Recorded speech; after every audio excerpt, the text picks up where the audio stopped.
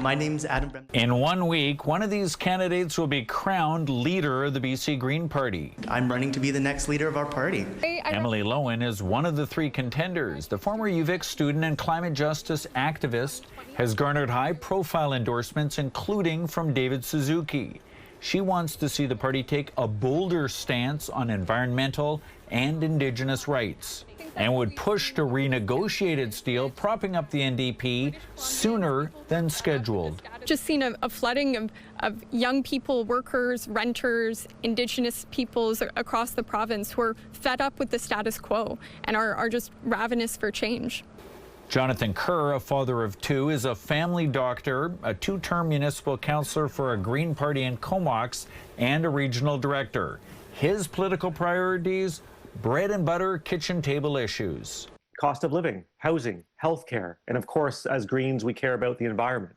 So those are really the top 4 issues that I'm focused on. And Adam Bremner-Akins is a political science student at SFU. He's run twice for the Greens as an MLA, coming 3rd last time. He calls himself a progressive, but sees himself as the middle of the pack ideologically. He wants to maintain the path for the Greens charted by Sonia Furstenau. I felt that I needed to step forward and sort of fight for my future, and really fight for a province that I can live in and stay in, because at the time it doesn't feel like I'm going to be able to have a life here. It's too expensive. The leadership contest has been clouded by controversy over membership verifications. Lowen pushing back on a process she worries was too cumbersome and would suppress the vote.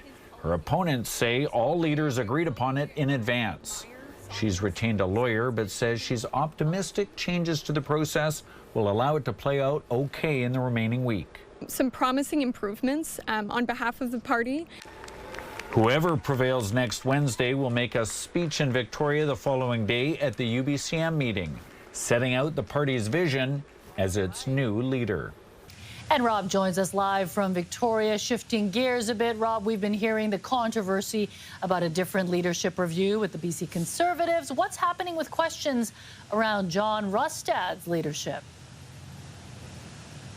Well, Mia Jung, it should be a wild next few days for John Rustad as he tries to cling to his leadership. This 4-month review of his leadership that has bounced around the province with votes in different locations is wrapping up in the next few days. I'm told by a source that there has been an extraordinarily low turnout in most places, including spots like Delta and Kamloops, with a handful of people turning up in various municipalities.